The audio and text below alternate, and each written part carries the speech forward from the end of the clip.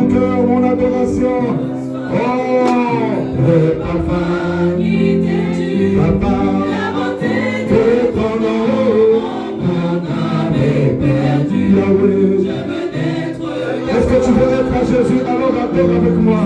Jésus, je t'aime. Alors reçois du peu que mon cœur trouve à donner. Reçois du peu que je trouve à donner, Jésus. Tout l'amour que mes yeux n'ont pas su te montrer, Seigneur. Je veux être de toi.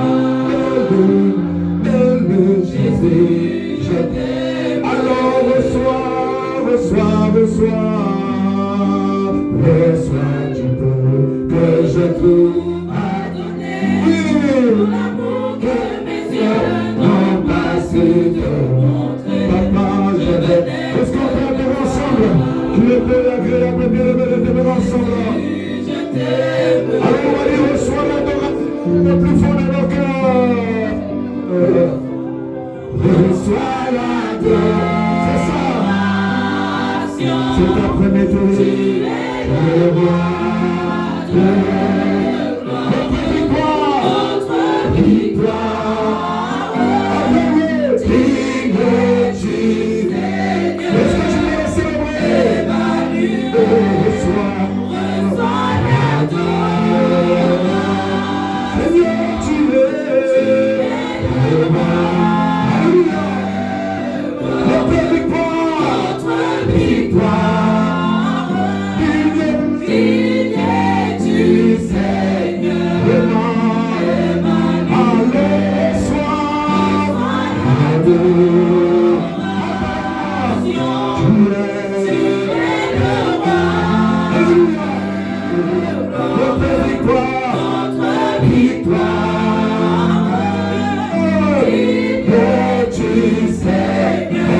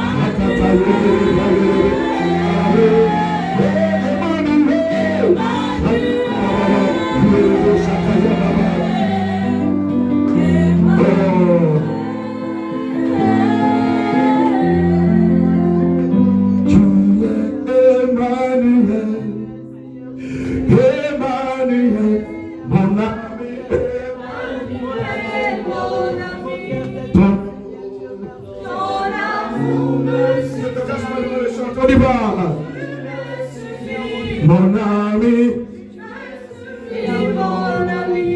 ton amour me suffit. Mon ami,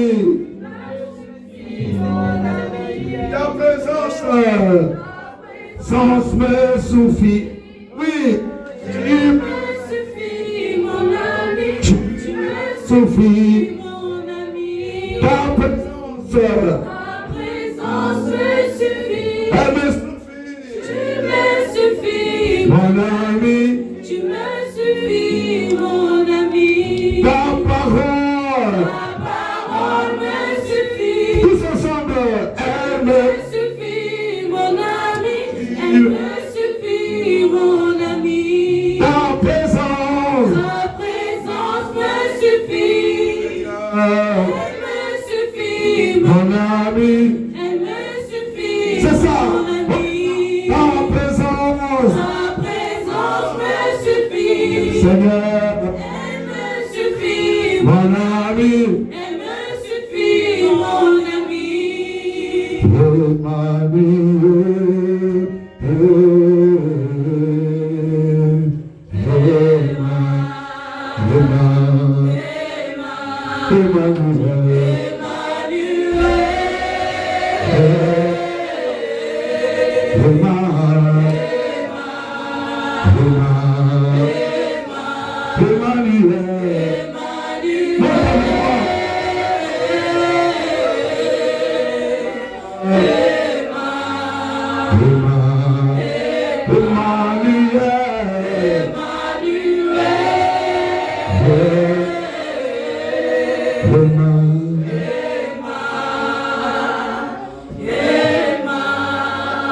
Acclame le Seigneur notre Père. On vous a pris à acclamer le Seigneur, celui qui règne à jamais. Frère, pour ce Amen parce que tu es vivant. Amen. Oh, je vous aime beaucoup ce soir. Merci beaucoup. Amen. Vous savez, mes larmes ne sont pas sur vos doigts. Que le nom du Seigneur soit béni. Amen. Alors, malgré les émeutes, vous qui êtes là, soyez bénis. Regarde quelqu'un, dis-lui, toi qui es là, sois béni. Ah, tu n'as pas parlé, dis-lui, toi qui es là, sois béni. Malgré les émeutes, tu es là. Comme ce n'est pas seulement dans mon pays, hein. Un moment autre, ce n'est pas seulement chez nous, avec les mines, les cocoïs. Ici aussi, c'est une formule comme ça. Alléluia. Chaque pays a ses histoires. Amen. Mais acclamons le roi de rois qui nous donne la paix par Jésus-Christ. Alléluia, nous avons la paix par Jésus. Je vais prier le modérateur d'avoir sa Bible, le diacre aussi d'avoir sa Bible, parce que nous allons lire la parole de Dieu au fur et à mesure. Alors, je vais donner 5 enseignements. Donc, je vais parler tout doucement. Simplement, il faut me surveiller en termes du temps, pour ne pas que j'abuse de votre temps et que chacun puisse rentrer chez soi. Alors, je vais prêcher sur où trouver le secours dans les temps de souffrance. Le premier passage que nous allons lire, que je vais prier mon frère Riche, merci, de se lever et de lire 1 Samuel 30, versets 1 à 6. 1 Samuel, chapitre 30, versets 1 à 6. 1 Samuel 30, verset 1 à 6. Yes. Lorsque David arriva le 3e jour à Tsiklag avec ses gens, les Amalécites avaient fait une invasion dans le midi à Tsiklag. Ils avaient détruit et brûlé Tsiklag. Après avoir fait prisonnier les femmes et tous ceux qui y trouvaient, petits et grands, ils n'avaient tué personne, mais ils avaient tout emmené et s'étaient remis en route. David et ses gens arrivèrent à la ville et voici, elle était brûlée et leurs femmes et leurs filles et fils et les filles étaient emmenées captives. Alors David et le peuple qui était avec lui élevèrent la voix et pleurèrent jusqu'à ce qu'ils n'eussent plus de force, plus la force de pleurer. Les deux femmes de David avaient été emmenées, Achinoam et Gisèle et Abigail de Carmel, femme de Nabal. David fut dans une grande angoisse car le peuple parlait de le lapider, parce que tous avaient de l'amertume dans l'âme, chacun à cause de ses fils et de ses filles.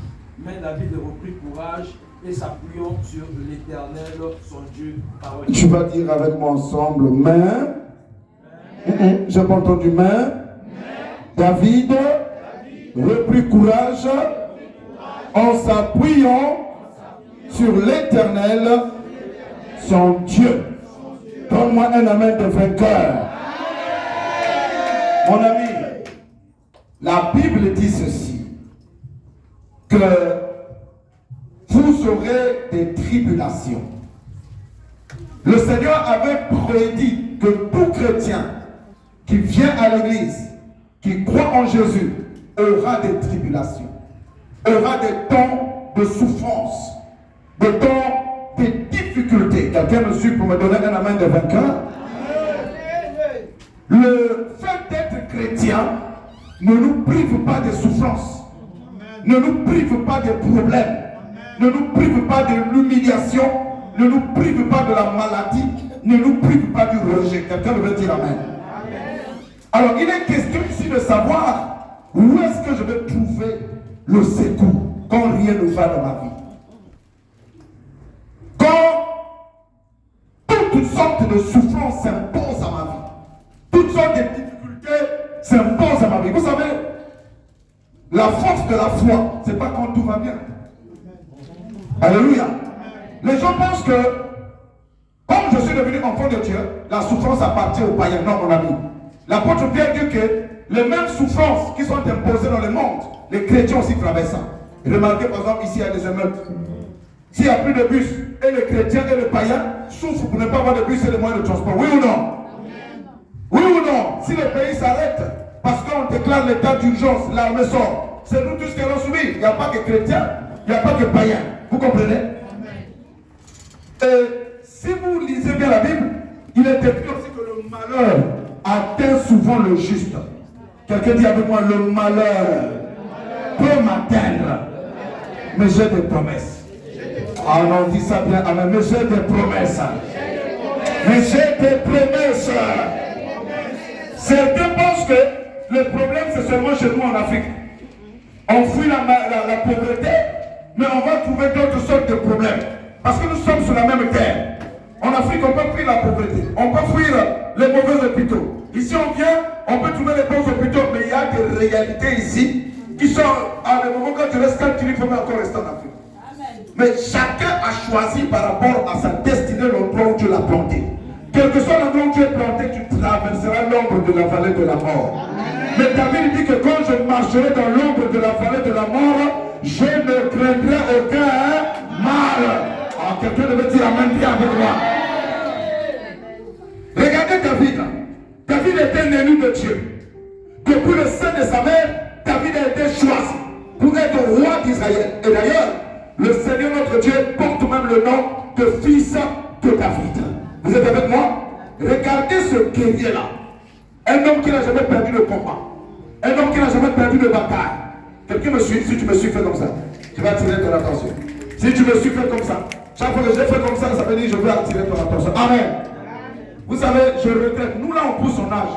Mais ceux qui sont en train de grandir en âge, votre génération sera une génération difficile. Nombreux ne finiront pas leur vie chrétienne. Nombreux vont repartir dans le monde. Je vous préviens, dans les 10 prochaines années, la terre sera invivable. Il n'y aura pas un endroit de la terre où il n'y aura pas la souffrance, où il n'y aura pas la persécution, où il n'y aura pas de catastrophe naturelle. Et nous serons tentés d'abandonner la foi. Voilà pourquoi je te laisse ce message.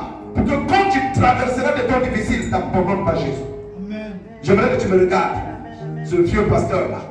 Promets-moi que tu ne vas pas abandonner le Seigneur. Dis-le moi, pasteur, je ne vais pas abandonner le Seigneur. Ah, je n'ai pas entendu. Hein? Vous savez, il y a des gens qui avaient coupé la tête à cause de l'évangile. À l'époque de Néron, l'empereur Néron, il coupait les chrétiens, il brûlait les chrétiens, il effondrait les ventres des femmes chrétiennes. Mais ces choses-là chantaient. Mon Dieu, plus près de toi, plus près de toi, c'est le mot de ma foi, plus près de toi. Alors que la souffrance fait son œuvre en silence, toujours plus près de toi, mon Dieu, plus près de toi. C'est là où ils ont trouvé des cantiques dans le creux de l'épreuve, dans le creux de la souffrance. Regardez David. Il arrive dans une ville où les Amalécites, ses ennemis, ont détruit la ville. Ils ont pillé la ville. Ils ont récupéré ces deux femmes. Dans l'Ancien Testament, il était autorisé d'avoir 1000 femmes si tu veux. Dans la Nouvelle Alliance, non. Alléluia. Voilà pourquoi quand quelqu'un dit, ah, David avait 2 femmes, toi aussi tu vas créer que moi aussi je peux avoir mes 2 femmes. Non. Alléluia. C'est rentré. Et voici, il se retrouve dans un temps de malheur. D'après la lecture que l'autre bien-aimé nous a fait, quand David arrive, ils ont pleuré toutes les larmes de leur corps. C'est là où je vais prêcher maintenant. Ils ont pleuré jusqu'à ne plus avoir une goutte de larmes. Parce qu'ils avaient tout perdu. Les efforts de toute une vie ruinés en quelques heures. Est-ce qu'il y a quelqu'un ici qui traverse des situations difficiles? Une souffrance au point où tu pleures, mais tu n'as plus la force de pleurer parce que les larmes sont finies. Y a-t-il quelqu'un qui est éprouvé dans cette église à un point où il se dit, mais où est Dieu? Tu regardes dans ta vie, je n'ai pas péché.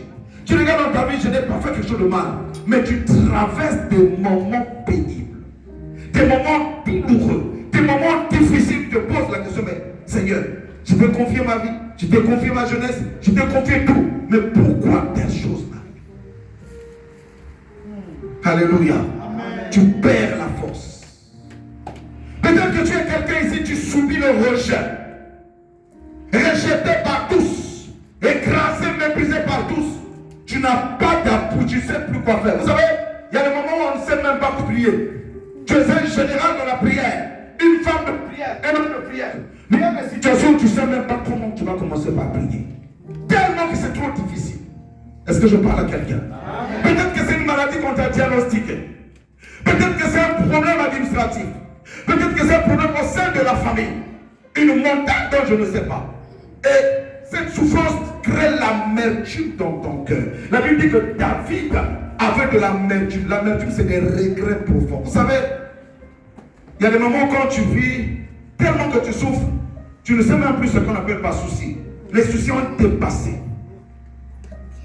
C'est seulement par la grâce de Dieu que tu n'as pas fait l'AVC. C'est seulement par la grâce de Dieu que tu ne t'es pas suicidé. C'est seulement par la grâce de Dieu que tu viens encore à l'église. Tellement que la souffrance est intense. David n'avait plus de larmes. Vous savez, qu'est-ce qui m'a retenu ici? Parce que mon frère, que je suis venu assister dans la maladie, a failli passer. Si je ne servais pas Dieu, peut-être que vous devez m'aider à l'enterrer ici. Mais Dieu est fidèle. Alléluia. Amen. David, dans sa souffrance là, il a pleuré et regardé. Lui, c'était le leader. J'ai l'habitude de dire que lorsque quelqu'un est responsable d'un département, est responsable d'un groupe à l'église, et peut-être même pasteur, et peut-être même un frère qui a la foi, quand le diable va commencer à le massacrer par des souffrances, les gens qui sont tout autour de lui vont dire, hey, mais c'est lui qui priait beaucoup plus que nous. C'est lui qui gênait plus que nous. C'est lui qui était le modèle. Mais il s'est écoulé. Les héros sont tombés. Mais quand les héros sont tombés, comment on va les relever? Vous êtes avec moi? Est-ce que vous êtes avec moi? Et tout le monde regarde cet intercesseur-là. Cet intercesseur-là qui priait beaucoup, mais qui était écoulé. La Bible dit que tout le monde voulait lapider David. Il dit, c'est toi le leader. Pourquoi tu n'as pas gardé la communauté dans la présence de Dieu? Aujourd'hui, on est massacré, on a tout perdu. Mais quelque chose va se passer. Regarde quelqu'un dit, quelque chose se passera dans ta vie à compter de ce message. Peut-être tu peux me dire, mais pasteur, moi je vois le souffrance. Mon ami, ça va arriver. Peut-être qu'à l'instant où je prêche là, tu n'es pas dans la souffrance. Mais je te garantis que ça va arriver. Il n'y a aucun homme sur la terre qui va échapper du feu. Les épreuves viendront. Peut-être que maintenant tu vas dire, oh, ce message ne m'intéresse pas. Enregistre ça. Un jour tu vas chercher ce message. Alléluia. Alléluia. Alléluia. David va faire quelque chose. Le premier point que je vais vous dire, où trouver le secours, c'est ce que David nous a montré. Le verset 6, mon frère, tu peux me relire ça? Tu peux me relire ça? Le verset 6 de 1 Samuel 30. On va beaucoup lire la Bible.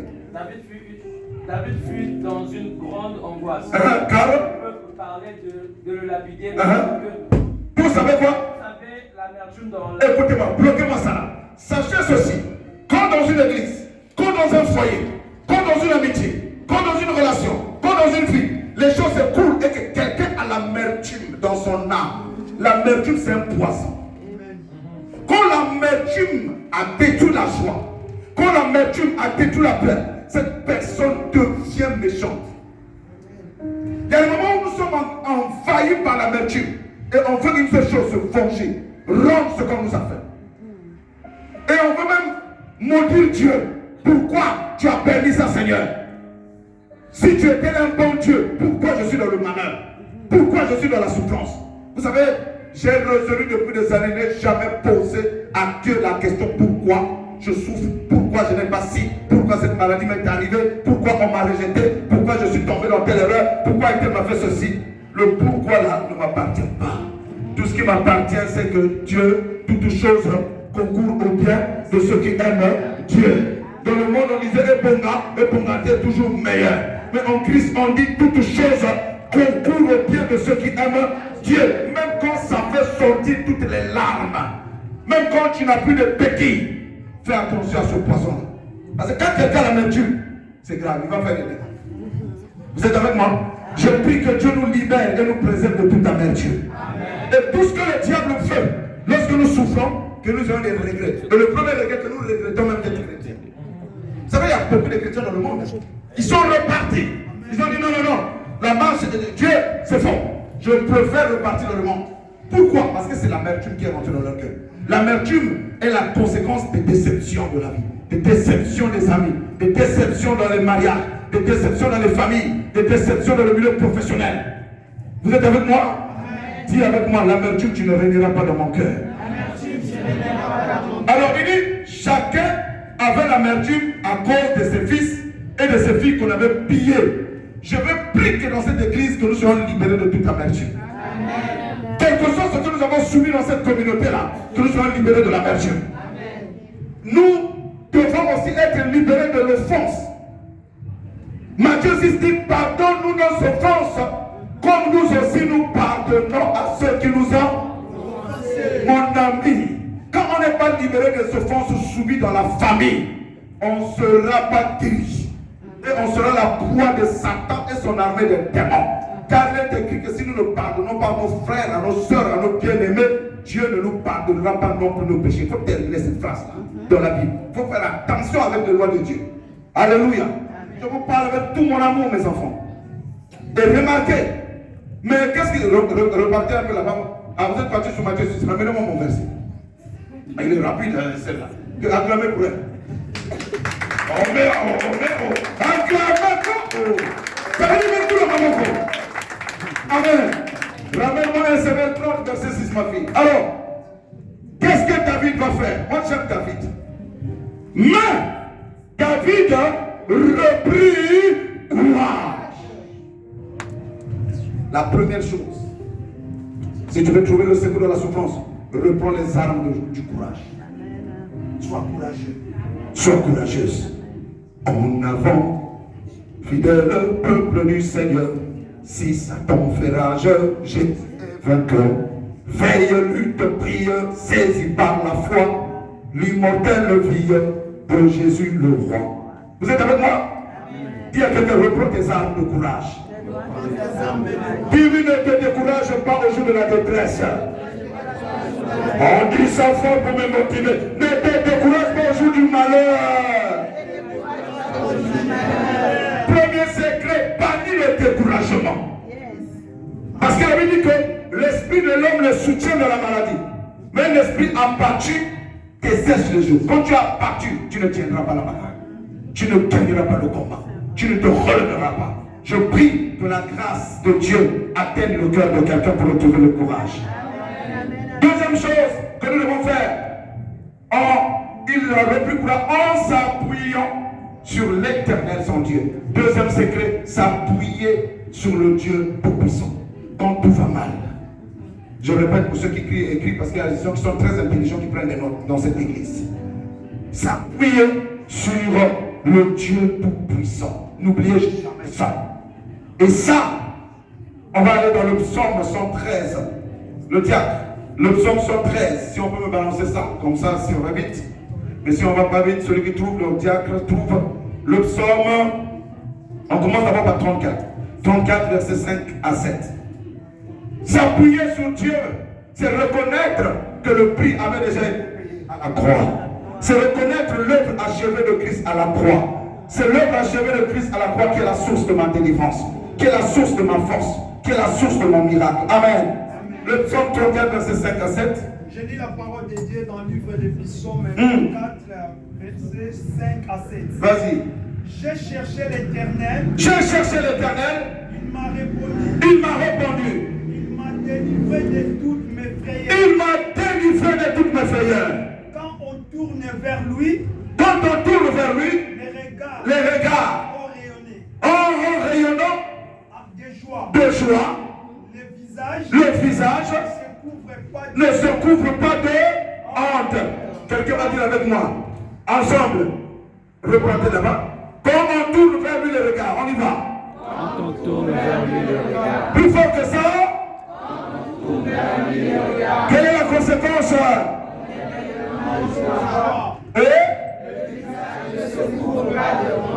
Ce qui fera la force qui brise la souffrance, c'est la joie.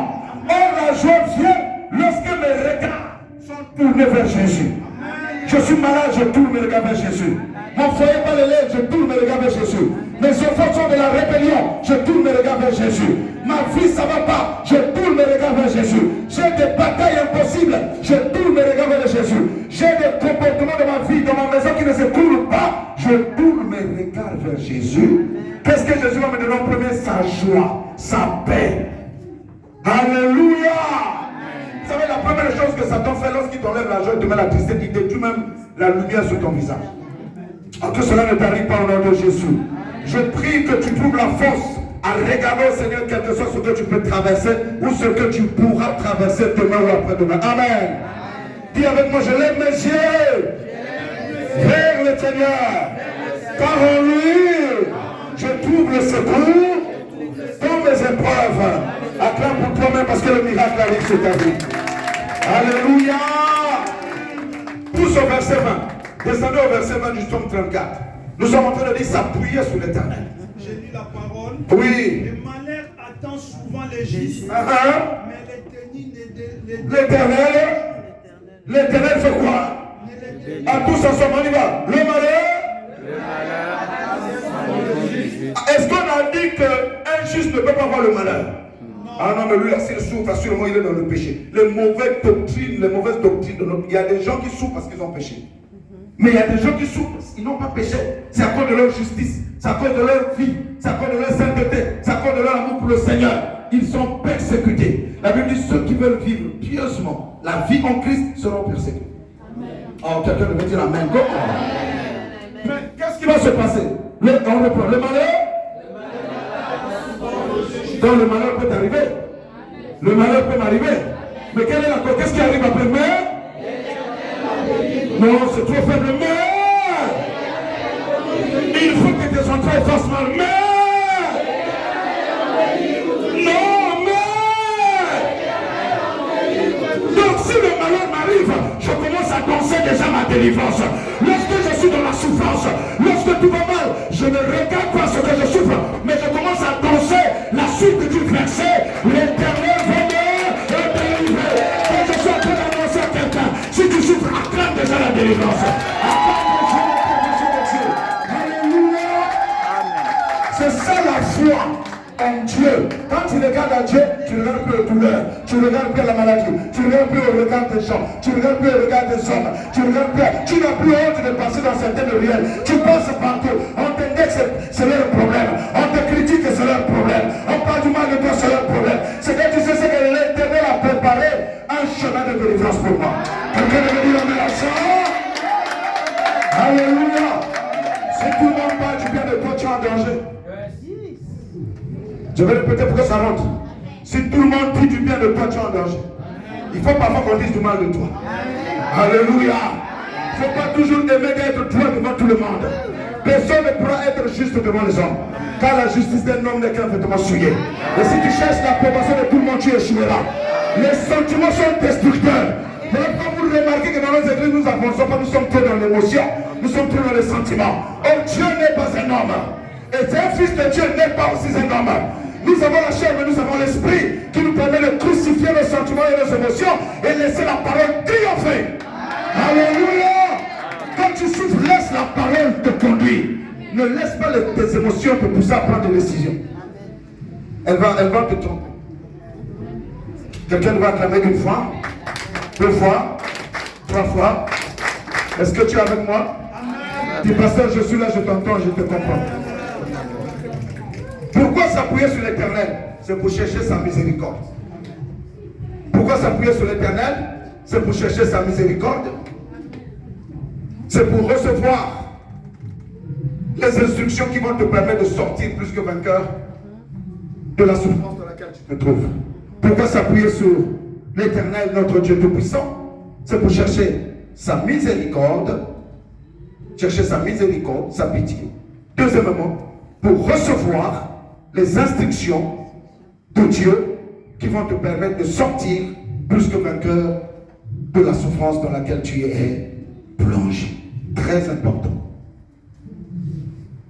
On s'appuie sur l'Éternel, notre Dieu, pour chercher sa miséricorde, pour recevoir des instructions venant de Dieu lui-même qui vont te permettre de sortir plus que vainqueur de la souffrance dans laquelle tu es plongé.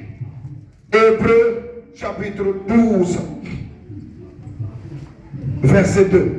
Diacre, après on lira, frère riche, Hébreux 4, verset 16.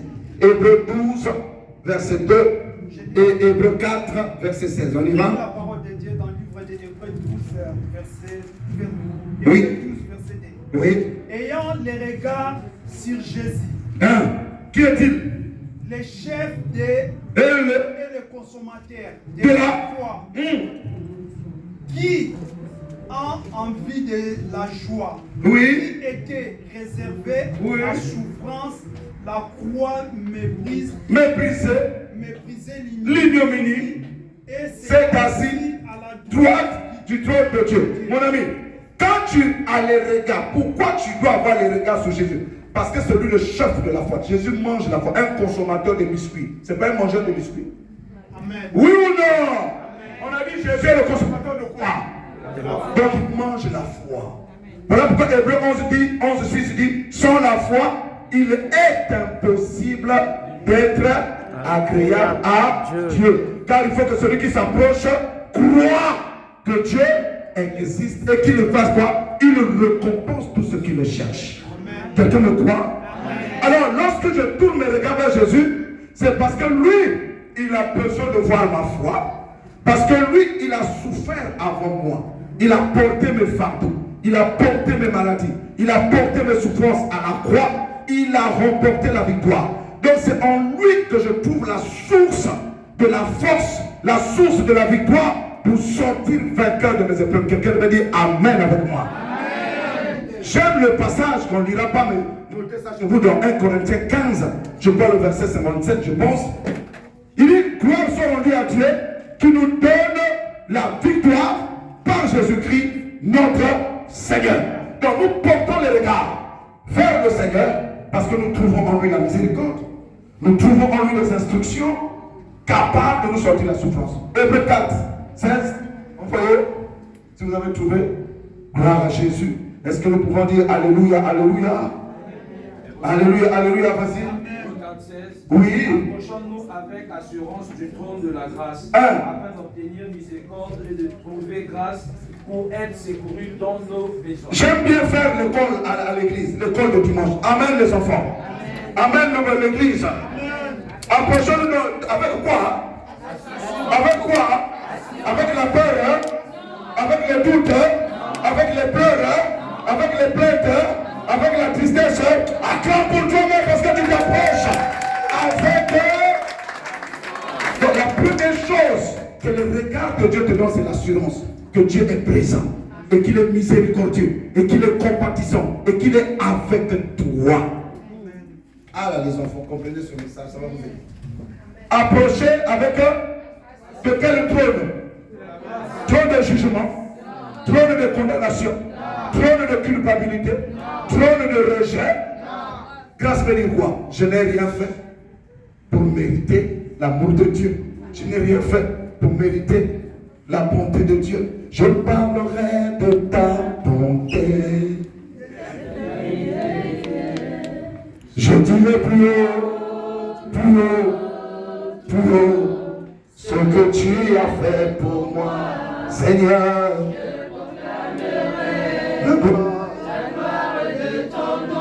C'est ça. Donc ce trône-là, c'est un trône de pitié, un trône de faveur. Vous savez pourquoi? Parce que le sang de Jésus a nettoyé le trône. Le sang de Jésus a purifié le trône et nous avons accès au trône. Les batailles se font au trône. Oh, on va au trône. Écoutez-moi, je vais expliquer quelque chose. Comment un humain qui est corps va se retrouver devant Dieu? Ce n'est pas mon corps qui va aller là-bas, mais c'est dans mon esprit. Je vais élever mon esprit plus haut que ce que je traverse.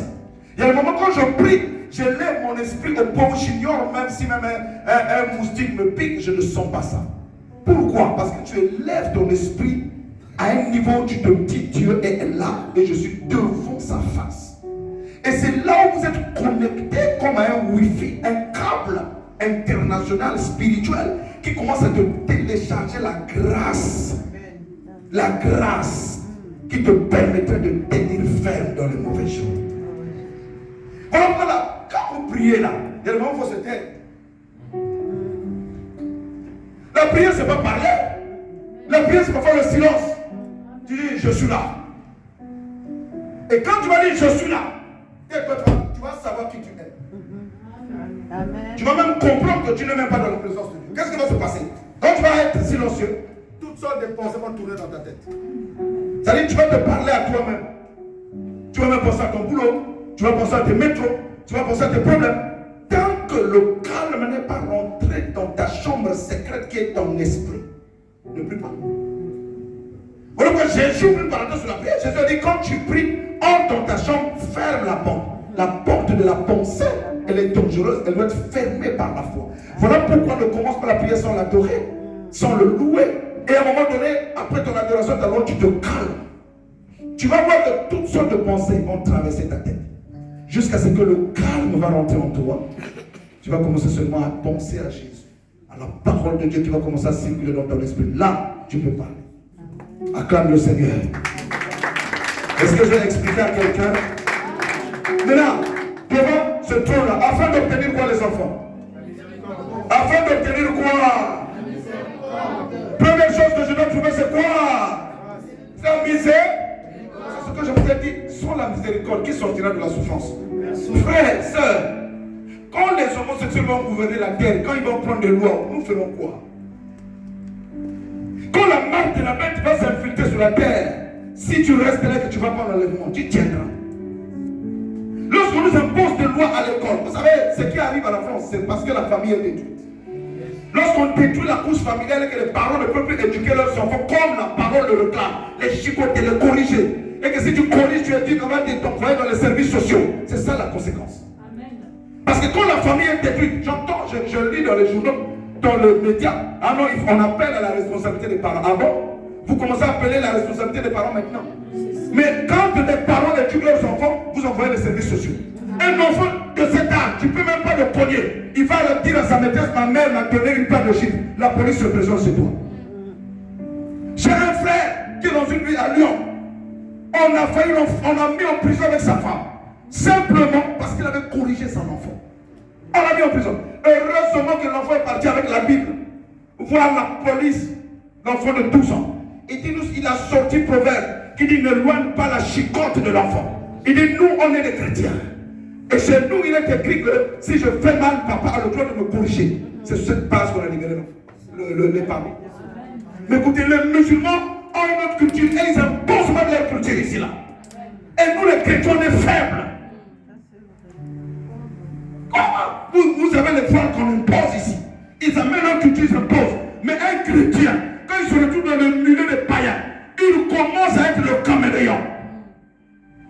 Frère, si nous ne trouvons pas la miséricorde pour avoir la capacité de résister aux cultures qui sont contre la parole, la génération va se bousiller.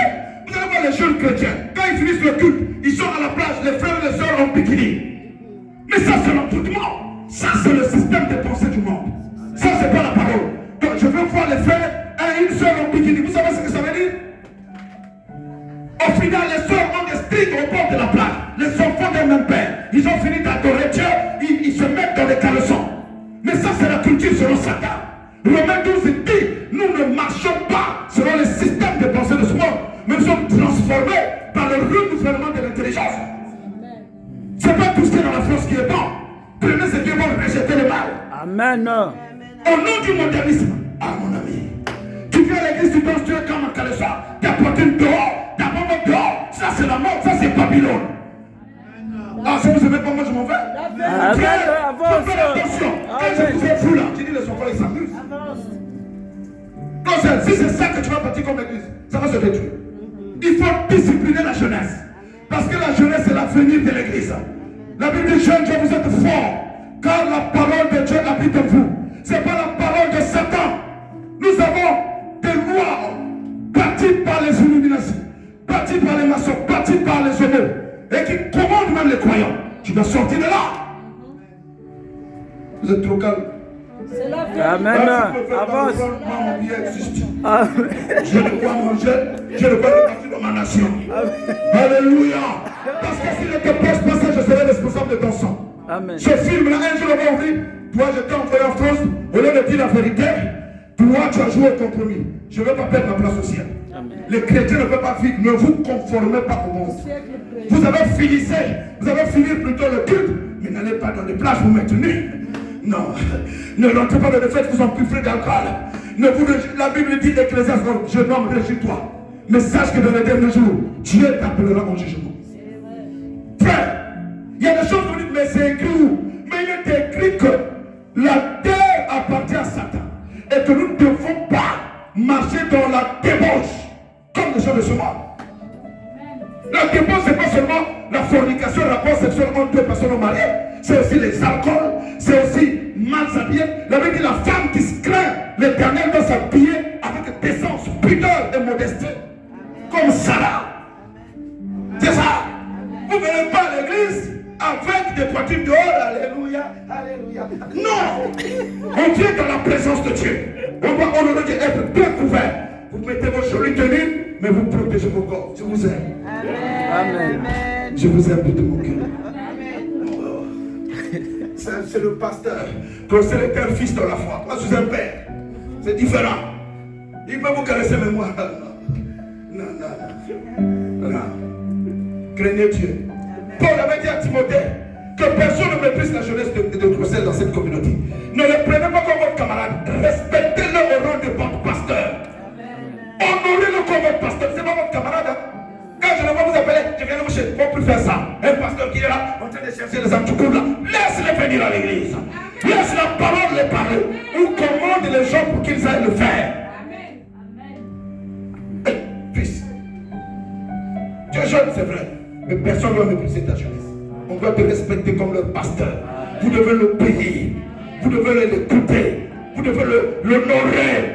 C'est ce que Paul dit à Timothée, que personne ne puisse mépriser ta jeunesse. Je vous exhorte à aimer votre jeune pasteur, à le protéger, à le préserver. Alléluia. Ah, vous l'acclamez même. Est-ce que vous savez que tout l'enfer travaille pour détruire tous ceux qui ont des dons authentiques? Tous ceux qui ont des appels authentiques, l'enfer travaille pour les tuer. Il y a des vrais hommes de Dieu qui sont par terre, ils ne peuvent plus se relever. Vous savez, c'est facile de prêcher, c'est difficile de demeurer prédicateur dans la vérité de l'évangile. C'est une bataille, parenthèse fermée. Je vous aime. Si ça fait mal, on t'aime, pasteur, amen, c'est la vérité. Si ça fait mal, mais ça doit faire mal. Amen. Miséricorde. Miséricorde. Vous savez, je vais vous choquer. Vous savez pourquoi Dieu a donné la chevelure à une femme? La chevelure de la femme a été donnée comme une gloire. Voilà pourquoi, sauf maladie de cancer, la femme ne devait pas se couper les cheveux. Parce que c'est sa gloire. C'est son voile. Vous savez pourquoi Dieu a créé la femme différente de l'homme? Parce qu'elle est une aide. Elle est très puissante, la femme. Plus puissante que l'homme. Parce qu'on ne peut que aider celui qui est faible. Voilà pourquoi quand les femmes sont fortes dans une église, l'église restera faible. Et quand les femmes sont solidement établies dans la vérité, l'église ira loin. Remarquez, Jésus était entouré de femmes puissantes qui étaient capables de bénir le ministère du Seigneur. Ce n'étaient pas des prostituées, ce n'étaient pas des femmes immorales ou des femmes légères, non. C'était des femmes qui craignaient Dieu. Que mon fils trouve la grâce de s'entourer des sœurs qui craignent le Seigneur.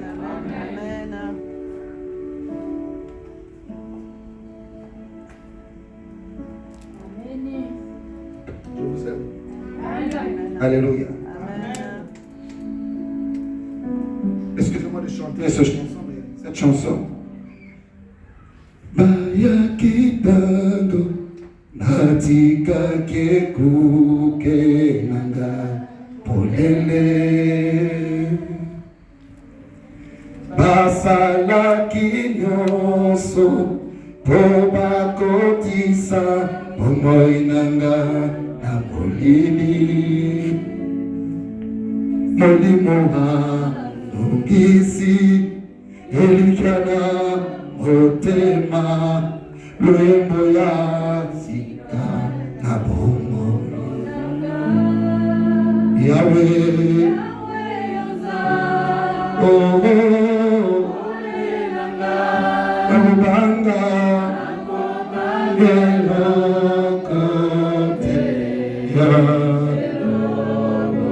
Yahweh. Oh, Amubanga, Kolo, Zaga, Yelokote.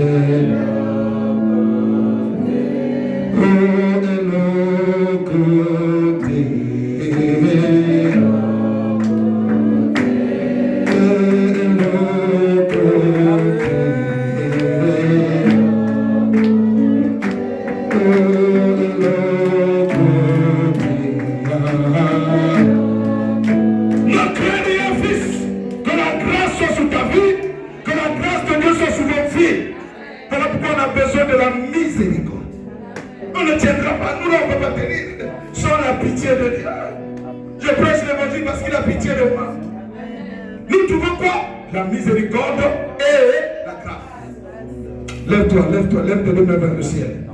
Dis au Seigneur, donne-moi ta miséricorde et fais-moi grâce. Quel que soit le bataille de ma vie, que je trouve la force à tes pieds. Lève tes mains avec moi. Dis Seigneur notre... Dis avec moi, Seigneur notre Père. Cet après-midi, fais-moi grâce. Fais-moi grâce. Accorde-moi ta miséricorde.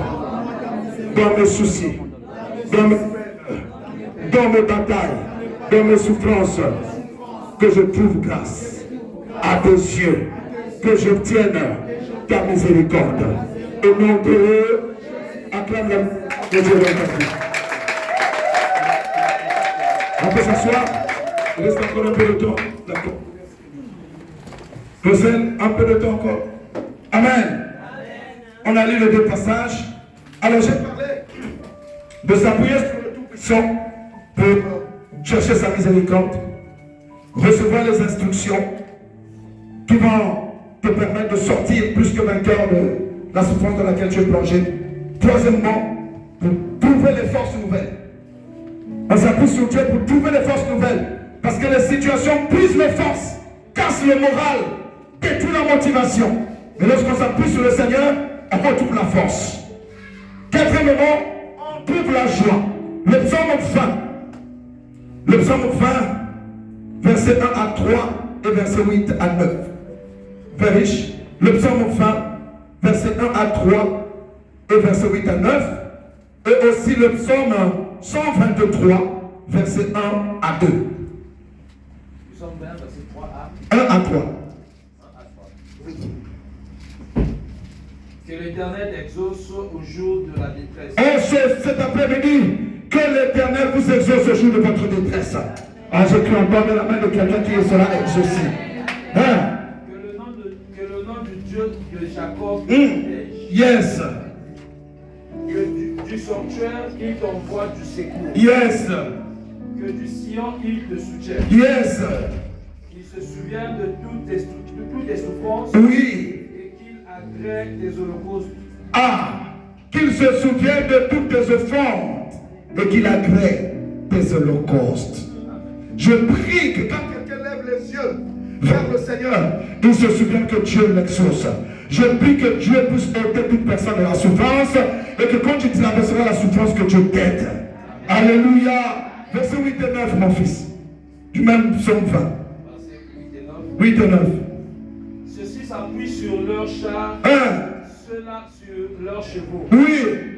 Nous invoquons le nom de l'Éternel notre Dieu. Lorsque tu t'appuies sur Dieu, ça veut dire que tu invoques Dieu. Tu ne t'appuies pas sur le char, tu ne t'appuies pas sur un nom, tu ne t'appuies pas sur une femme, tu ne t'appuies pas sur l'argent, tu ne vas pas consulter un fétiche, mais tu consultes l'Éternel comme David s'est appuyé sur Dieu. Il consulta l'Éternel et David a dit à l'Éternel, est-ce que je dois me battre? Et si je veux me battre, est-ce que je vais gagner? Et si je vais gagner, est-ce que je vais tout ramener? Vous voyez les instructions. Tout le message que je suis en train de vous prêcher. Quand vous allez relire le passage, vous verrez que David s'est appuyé sur Dieu. Il a cherché sa miséricorde. Il a demandé des instructions à Dieu pour savoir comment il va faire pour sortir de la situation dans laquelle il se trouvait. Et l'Éternel lui a répondu. Voilà pourquoi je dis à quelqu'un, quand tu souffres, ne t'appuie pas sur tes compétences. Ne t'appuie pas sur tes relations. ni sur ta sagesse. Appuie-toi sur le nom de l'Éternel. Vas-y, verset 9. Il plie et il tombe. Oui. Nous tenons ferme et restons debout. Lève ta main, toi, tu dis, je tiendrai ferme. Je resterai debout. Peu importe ce que je peux traverser. La victoire est assurée. Dans le nom de Jésus-Christ. Car je suis une lampe qui brille dans cette nation. Donne la main de vainqueur. Alléluia. Deuxième chose, j'avais dit s'appuyer sur Dieu. Deuxième clé avant la dernière, chercher le soutien des bien-aimés. Quand tu traverses la souffrance, cherche le soutien des bien-aimés, la communion fraternelle. Malheur à celui qui marche seul dans la tempête. Ne t'éloigne pas de l'église lorsque tu souffres. Ne brise pas le fil de la communion. Galates 6, frère riche, Galates 6, verset 2. Et Matthieu 18, verset 19. Galates 6, verset 2. Matthieu 18, 19. Que dit Galates 6, verset 2? Portez les fardeaux les uns des autres et vous accomplirez ainsi la loi de Christ. Amen. Faites quoi? Portez quoi? On va tous lire. Portez. Et vous nous ferons quoi? Une église est puissante lorsque elle est capable de porter les problèmes des autres. Nous sommes tous des frères et des sœurs dans la foi. Frère, on doit marcher dans l'amour. On doit marcher dans le respect. On ne doit pas vivre dans les calomnies, dans les critiques, dans les moqueries, dans la haine. Est-ce que vous êtes avec moi? Amen. Ça fait mal, hein? Je vous trouve un peu trop triste. Ça va? Amen. Ça va? Alléluia. Alléluia. Ne me tapez pas à la fin du culte. Je vous aime de tout mon cœur. Nous devons, malheur à celui qui marche seul. La Bible dit si deux dorment ensemble, ils feront chaud. Mais quand tu dors seul, tu as la foi. Ça veut dire, lorsque tu as des problèmes, viens voir ton pasteur. Viens voir une sœur. Vous avez vos sœurs ici qui sont dans la foi. Quelqu'un qui a la bouche fermée, qui ne va pas aller raconter tes problèmes dehors. Amen. Vous êtes avec moi? Quelqu'un qui craint Dieu, associe-toi avec lui pour prier. C'est très important. Et une église forte, comme vous entendez qu'un tel est dans la souffrance, allez le rendre visite. Priez avec la personne. Parce que les temps de souffrance, Satan veut éloigner les gens de la communion fraternelle. Et quand tu quittes l'église parce que tu as des soucis, tu vas t'écrouler. La Bible dit, n'abandonnons pas nos assemblées, comme c'est la coutume de quelques-uns. Nous devons revenir à l'église. Allez dire aux frères là-bas que le pasteur Herman a prêché, il a dit, revenons à l'église, soutenons-nous les uns les autres. Matthieu 18, 19. On va lire ça. On va tous lire ensemble. Un, deux, trois. Je vous dis encore que si deux d'entre vous s'accordent sur la pour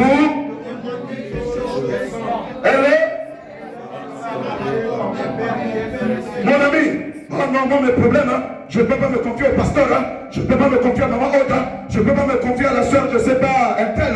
Ah non, moi je gère seul. Tu es un dangereux. Tu ne connais pas la parole. Nous devons nous confier à nos frères. Quand je sais que ce frère est spirituel et que j'ai des situations, on se tient la main. Parce que j'ai une promesse, si deux s'accordent, j'appelle ça le PSP, le partenariat spirituel. Amen. Un partenariat spirituel. Tu établis un partenariat spirituel. À l'église, j'avais mis en place des systèmes de partenaires de prière. Cherche le frère que tu aimes, la sœur que tu aimes, que tu as confiance. Confiez-vous des sujets, mettez-vous à genoux, invoquez le Dieu vivant. Il vous répondra. Acclame une fois, deux fois, trois fois. Et enfin, dernier point, lorsque tu traverses des temps de souffrance, engage le prophétique. Allah, je vais parler. Allah, c'est ce qui manque aux chrétiens. Engage le prophétique. Engager le prophétique veut dire annoncer de nouvelles choses étant dans le chaos et la défaite. Ça, c'est mon domaine. Je ne joue pas avec ça. Chakataya. Voilà pourquoi je vois que vous allez quitter cette salle-là. J'ai déjà annoncé ça. Vous prendrez une salle plus grande. Parce que cette église va monter en force. Dieu envoie des âmes ici. Je les vois déjà. Tu as même ne me laisse pas, mais moi j'ai parlé. Donc je reviendrai, je vous dirai ça. Amen. Engager le prophétique consiste à annoncer, à déclarer, à confesser des nouvelles choses, des changements pendant que tu es dans le chaos, pendant que tu es dans la misère, pendant que tu es dans la difficulté, pendant que tu es dans le blocage, pendant que rien ne va, est-ce que quelqu'un est avec moi? Tiens-toi debout pendant que je vais prêcher cette partie-là. Parce que je veux voir comment tu vas engager. Tiens-toi debout. Avant que je lise le psaume 118, on jetait ça. Parce qu'il y a un match en Cuba maintenant. Ça, c'est le vrai match. On voit maintenant les guerriers, les gens qui vont parler avec le pasteur. Le psaume 118, verset 24. Apprenez à utiliser votre bouche pour engager le prophétique. C'est-à-dire prophétiser de bonnes choses. Prophétiser la fin de la souffrance. Prophétiser la fin de la maladie. Prophétiser la fin de cette mauvaise condition. Déclarer que c'est fini. Et vous saisissez par la foi. Parce que ce que tu dis, c'est ce qui arrivera. Dites avec moi, c'est ici. C'est ici. Vous êtes faible. C'est ici. C'est ici. Vous êtes encore faible. C'est ici. C'est ici. La journée que l'Éternel a faite.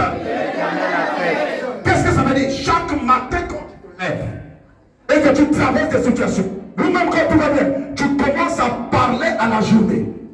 Tel que là, ça c'est le premier dimanche du 7e mois. Je ne m'amuse pas. 7e mois, c'est le repos. Donc quand je me suis levé le matin, j'annonce le repos dans ma vie. J'annonce le repos dans ma famille. J'annonce le repos dans ma nation. J'annonce le repos dans l'église où je suis pasteur. Vous comprenez? C'est ici la journée que l'Éternel a.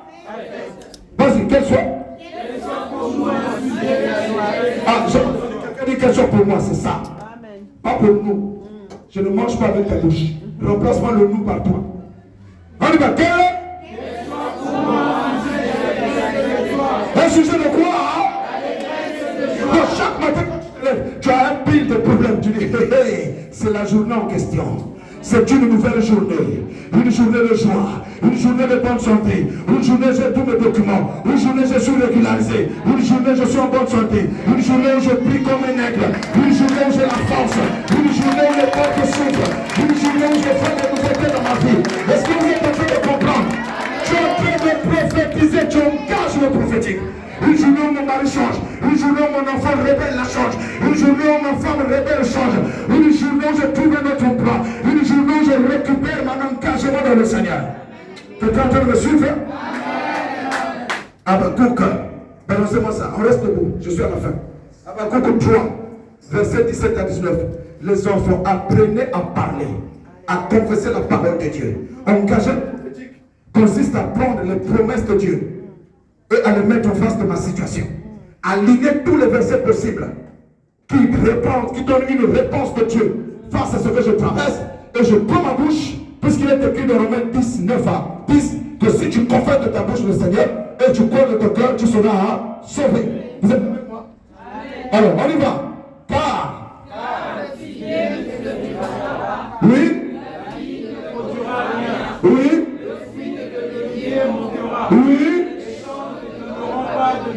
Oui. Oui. Ça c'est pas la souffrance. Ça c'est pas les conditions de souffrance qu'on est en train de décrire. Si je n'ai pas le temps de prêcher encore. Ça c'est décrire les conditions de souffrance, non? Oui ou non? Et soyez plus fort. Oui ou non?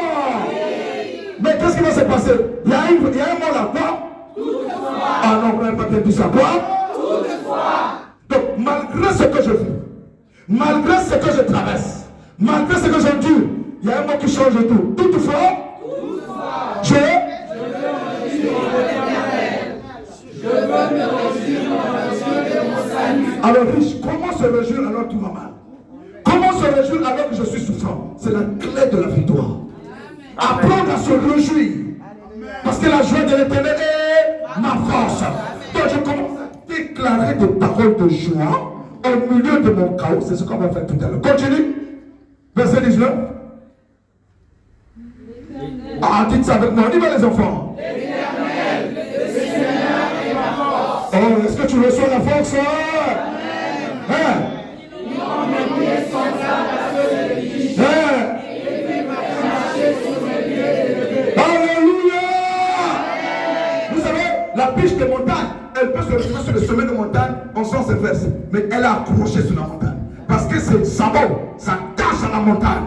Donc, quelle que soit la pente de la montagne, la biche ne se coule pas. C'est le symbole de quelqu'un qui est enraciné en Christ. Donc, quel que soit ce qu'il est en train de traverser, il ne peut pas s'écrouler. Alléluia. Et tu vas prophétiser que même si je marche dans le feu ne va pas me brûler. Même si je traverse le mer ne va pas me submerger. Je commence à prier maintenant.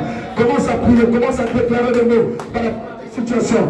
Le secrétariat Baba Santa Caria Baba Chanta Santa Caria Baba Sokoria Baba Chanta Baba.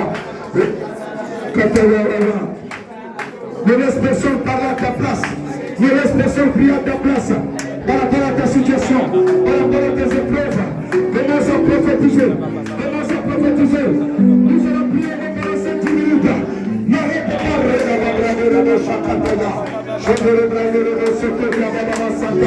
J'annonce que ce mois de cette assemblée connaît une restauration dans le nom de Jésus. Les hommes et les femmes reçoivent la faveur de Dieu, la miséricorde de Dieu. Nous la recevons ce soir. Nous recevons ta miséricorde. Nous recevons ta grâce. Je vais me réjouir dans le Dieu de mon salut. Je vais me réjouir dans ma victoire. Je vais me réjouir dans le Dieu de ma victoire. L'éternel, tu es ma force. L'éternel, tu vas me faire savoir dans cette. Je tourne et je ne me fatigue pas. Je tourne pour de toi la force d'avoir. La capacité de remporter les victoires. Tu es mon Dieu, Dieu. Le tabac de le la maladie est détruite. La maladie est détruite. Ce problème s'est détruit. Ma situation est réglée. Ma situation administrative est réglée. Ma pollution est réglée.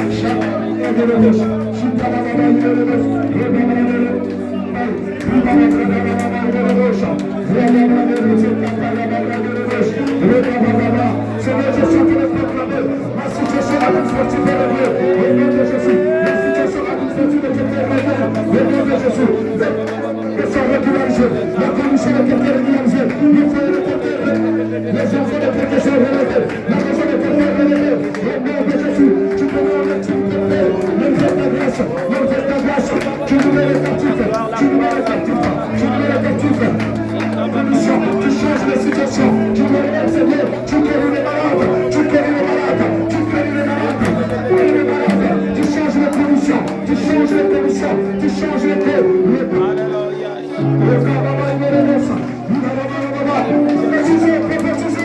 Prophétisez sous mon prix.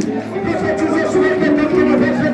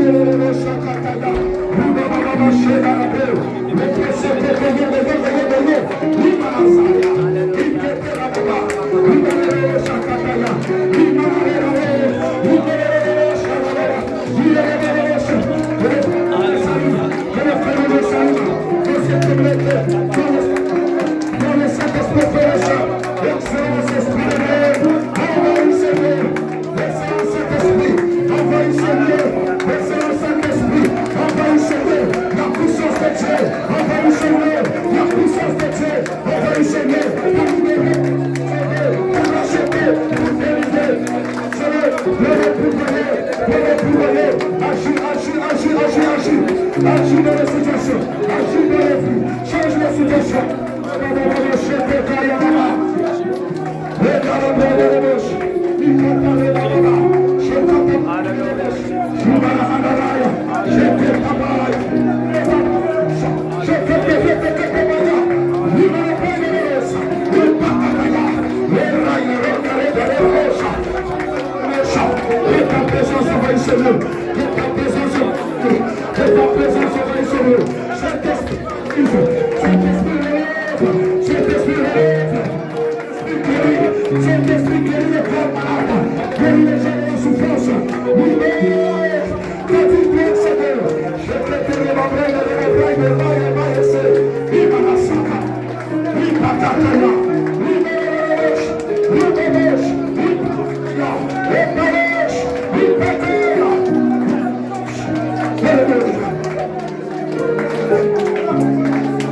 Jésus, mettez vos mains vers l'autel, mettez vos mains vers la chair. Est-ce que tu peux prendre tes mains vers la chair?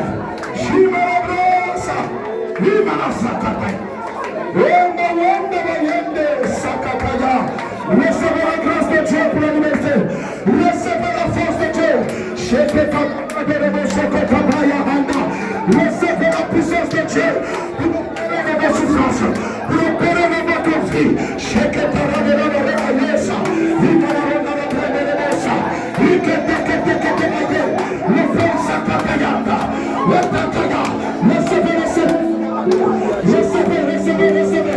Recevez le feu de Dieu. Recevez le feu de Dieu.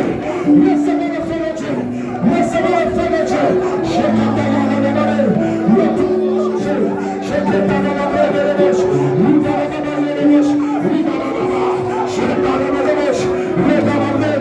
Que les fardeaux soient brisés. Que les fardeaux soient brisés. Que les fardeaux soient brisés. Que les fardeaux soient brisés. Que les fardeaux soient brisés. Que les fardeaux soient brisés. Recevez la puissance de Dieu. Recevez la grâce de Dieu. Recevez le feu de Dieu.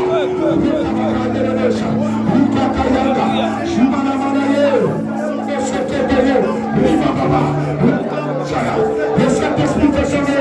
Le Saint-Esprit te sauve. Le Saint-Esprit te sauve. Des fardeaux enlevés. Des fardeaux enlevés. Des maladies enlevées. Des douleurs enlevées. Des souffrances enlevées. Au nom de Jésus. Il agit dans ta vie. Il agit dans ta vie. La main de Dieu te touche. La main de Dieu te touche. La main de Dieu te touche. Le bras de Dieu te touche. La main de Dieu te touche. Il enlève ce fardeau. Il enlève ce problème. Il enlève cette difficulté. Il enlève cette souffrance. Il enlève cette amertume. La puissance de Dieu te démarre.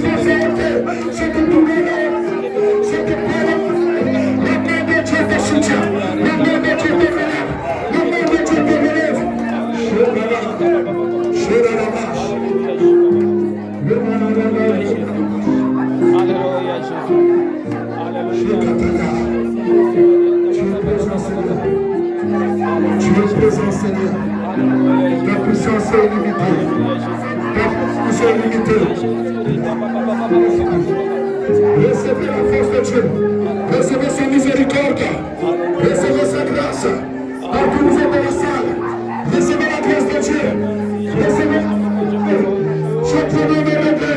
Chaque dossier est réglé. Ta santé est réglée. Recevez la grâce, recevez la miséricorde. La puissance de la miséricorde qui libère. La puissance de la miséricorde qui libère. La puissance de la miséricorde qui libère. La puissance de la miséricorde qui libère. Recevez sa miséricorde. La miséricorde divine. Alléluia. Seigneur, merci pour ce peuple. Merci pour son pasteur, ses servants. Merci pour les enfants de cette communauté. Tu es prends ta main, tu agis. Merci Père pour ta miséricorde. Merci Père pour ta compassion.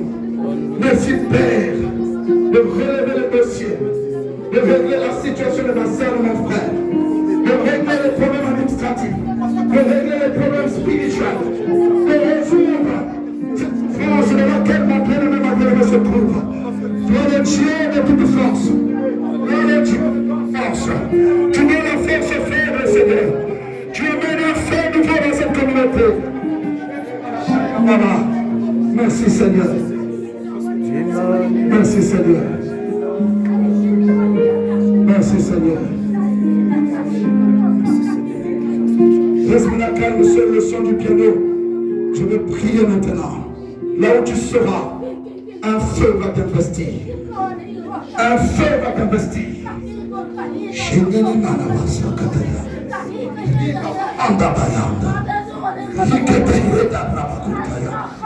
Recevez la puissance de Dieu, la grâce de la liberté.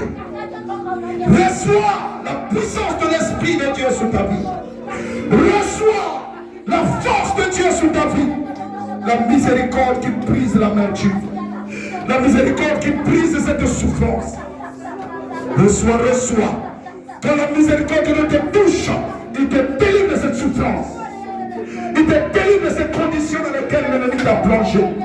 Il te libère dans lesquelles le diable t'a plongé. Reçois maintenant le feu divin. Reçois maintenant le feu divin. Le feu divin qui embrase les chaînes de la souffrance. Les liens de la douleur. La douleur était immense. Le Seigneur me dit, il pense tes blessures. Il te soulage. Il te relève. Il te délivre. Recevez sa force maintenant dans cette situation. Reçois sa grâce partout où tu iras. Que la terre de la France te soit favorable. Que la terre de l'Europe te soit favorable. Que Dieu te donne la porte de la France. Que Dieu te donne les portes de la France. Que ton fils soit réellement de grâce. Personne ne te fermera les portes. Par l'option qui m'a été conférée, j'ouvre les portes de fer devant toi. J'ouvre les portes de fer devant toi. J'ouvre les portes devant toi au nom de Jésus. Au nom de Jésus, la faveur divine est sur ta tête. Reçois la miséricorde. Reçois l'assistance du ciel. Comme Joseph a eu l'assistance du ciel. Dans un pays hostile, il est devenu grand.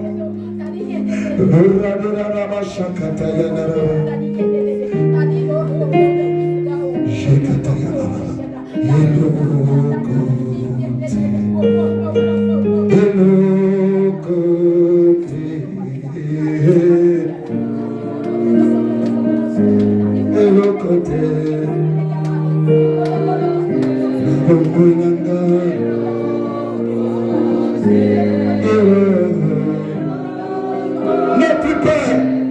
N'aie plus peur. Je vais y aller. Amène-moi où tu veux. Shekataya. Imanazokataya. Shenananananona. Oh, Shakataya.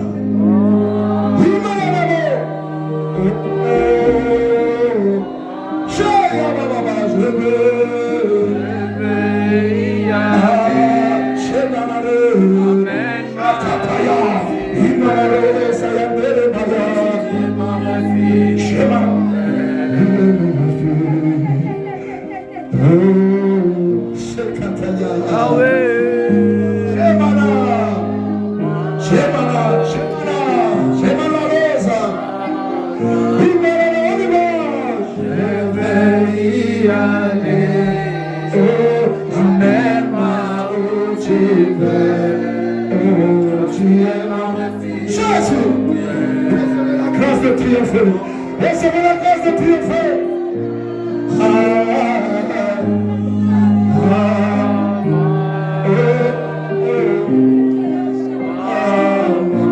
Comment ce soir? Je vais tenter. Je t'entends faire la bouche. Je me lève. Recevez la miséricorde de cette communauté. Seigneur,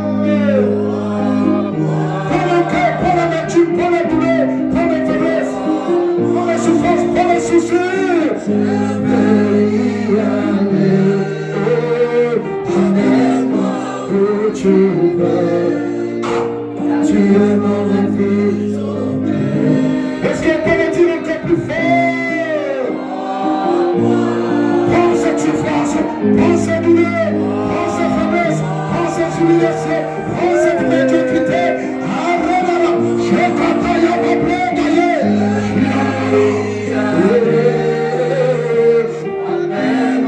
Où tu veux, quand tu es mon refuge. Est-ce qu'on peut monter le niveau? J'ai tenté la bouche. Et quand ce n'est pas un prier ce soir. C'est ma prière. Prends ce fardeau, prends un faveur, prends conseil, prends l'ordre, prends la communauté. Emmène-moi où tu veux, quand tu es mon refuge. Une dernière fois, Jésus promet. J'ai tenté le bouche. Il m'a donné, il batailla.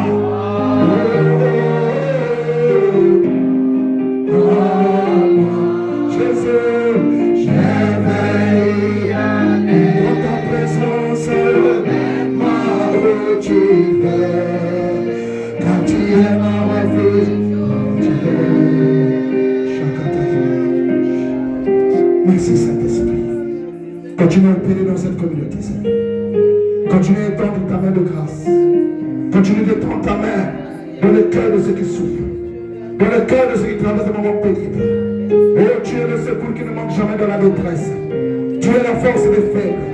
Père, merci d'avoir répandu ta miséricorde dans cette famille. Père, merci d'avoir répandu ta main, d'avoir consolé, d'avoir donné la force, d'avoir élevé le niveau de grâce.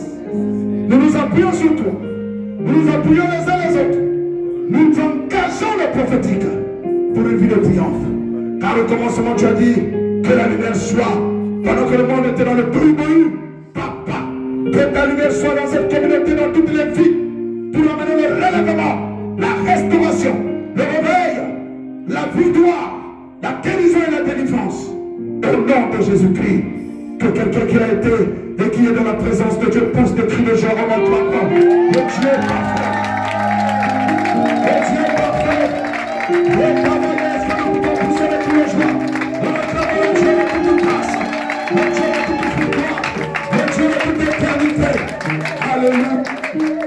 Gloire. Gloire, je vous aime. Restez dans la présence de Dieu. Gardez dans vos maisons la présence de Dieu.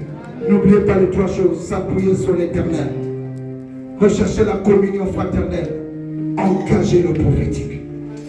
C'était mon offrande. Que Dieu vous bénisse. Merci encore pour le moment de Clossel. Merci pour les serviteurs et les servantes. Merci d'avoir disposé vos cœurs à m'écouter. Votre temps et votre amour. Que Dieu vous rende cela au centuple. Amen. Bienvenue dans la bénédiction.